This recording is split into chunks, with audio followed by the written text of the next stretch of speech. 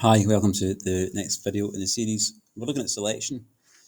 Let's first of all look at this flowchart. Flowchart says, if the thing about reading a flowchart is you start from the top, reading down to the bottom. So the first thing we're going to do is we're going to ask for an age.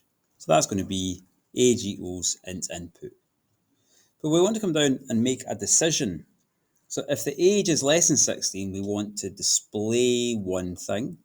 And if the age isn't, so if that statement is in fact false, we want to display a second.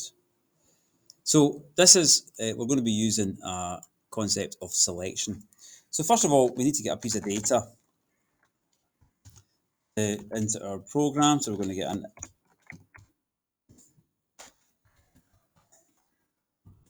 just ask for, enter age. Something along that, keeping it nice and simple. Okay, so now we're in a position we've got this piece of data. I want to then find out if the age. So we're going to use the if statement. Now the if generates something called a test. And what we're going to do is we're going to test age. And we have to find out if the age is less than 16. My number lock isn't on. Let's try that again.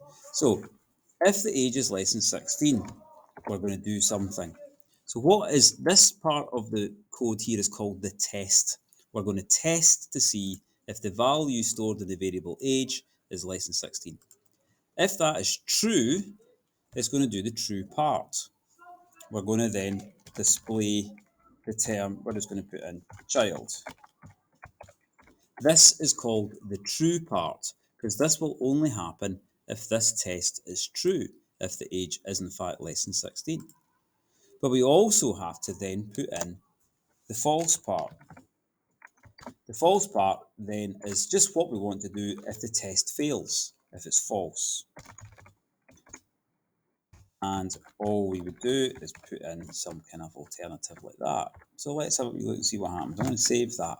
So I've taken an age, I've cast it, I've turned it from a ASCII value into a numeric value.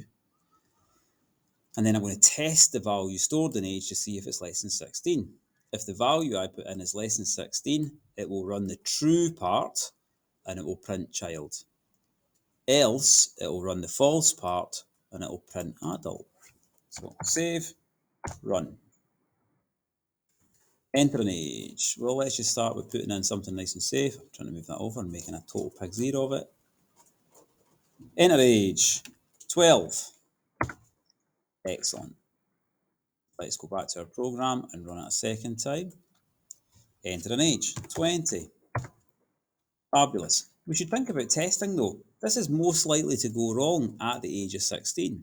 So let's run it again and say, well, let's put in 16. So 16, what should happen? It should be an adult. Ah, good. I might test that again at 15 just to make sure that it is, it would show child there. So that's the basics. Have a wee shot at making that program.